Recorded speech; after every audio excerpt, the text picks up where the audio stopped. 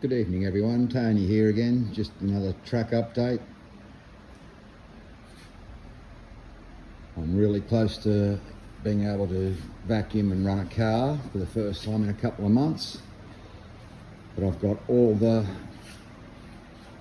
new legs made for the flyer, or not all of them, there's a couple of ones I've got to make some shorter ones to fit in, and I've just got to finish doing from that corner there down to here, and hopefully I can adjust all that without having to readjust the way that bank corner goes. But it's all coming together. The only thing left to do after I finish this is start painting all the crash barriers to go on.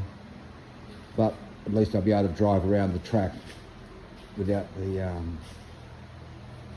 crash barriers on. And I'll be able to play again, which would be good. But I'm really happy with the way it's coming together. It's 205 feet from the start of the lap to the finish of the lap, and all up over the whole track. Each lane, I think there's like 3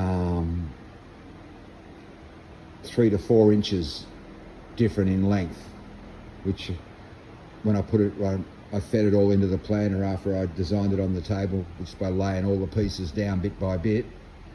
So I didn't use the planner to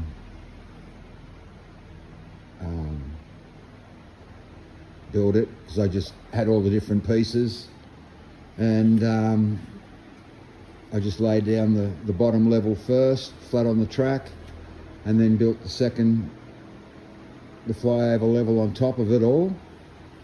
And once I was happy with that, I started adjusting all the heights up and down for the flyover, and tried, this is the 3rd different height.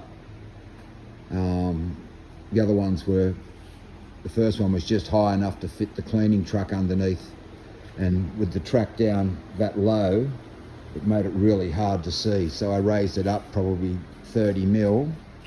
I went from 70 mil high spaces to now I've got 170 mil high spaces. It gives me a lot more room. There was sections of the track that were already up high, especially where the banked, and I've lifted the flat corners, like up underneath there. That corner's raised up, that corner's raised up. It's not flat down on the deck, to give it some camber. So I already had some height there, but the rest of it came down, dropped right down and went really low. It was just high enough just to get actually wasn't high enough in a couple of places. I broke one of the exhausts off my cleaning truck over here in the centre of the track somewhere, and it was either underneath there or it could have been underneath here. I'm not sure exactly. I think it was underneath here, underneath the flyer, underneath the overpass there. Where it's all black there, the track goes straight through.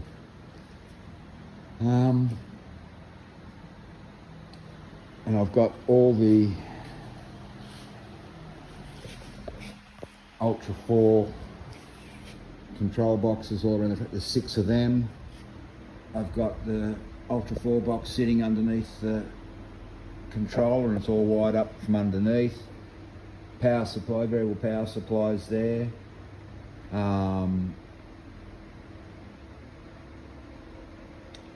Wired in with the original, I cut off the original one there. I think it was off one of my 1/32 power supplies that I have. I had like 4 of them at one stage there, so I used them. I've got the sockets for when I'm running analog, and I've got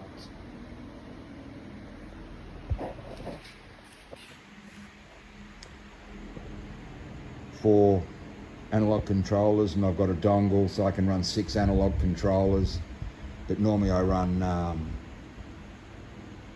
4 digital controllers and 2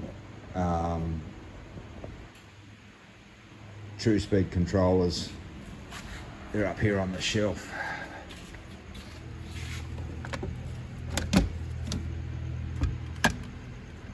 That's my true speed controller for the analog. It's one of my old club racing controllers.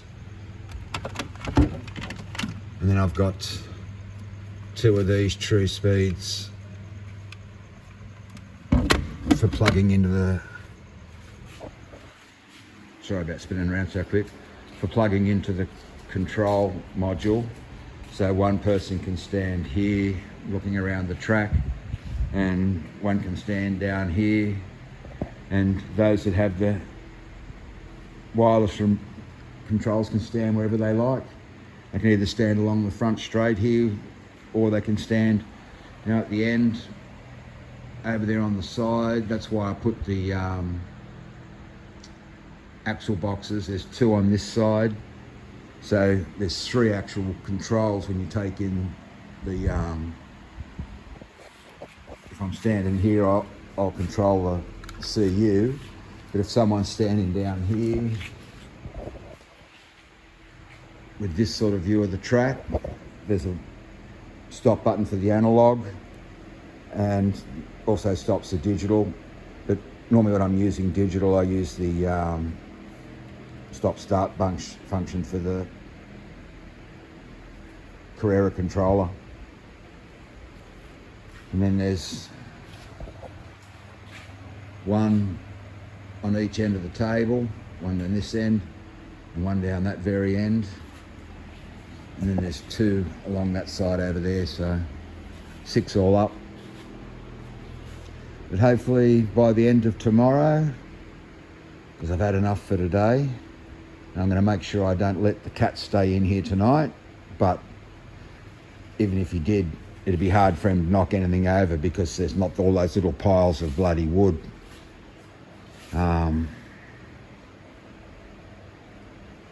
But hopefully I haven't raised it too high. But I'll find that out tomorrow or the next day when I run the first bunch of cars around the track. Anyway, keep having fun, guys, and I'll catch us on the next video. Bye.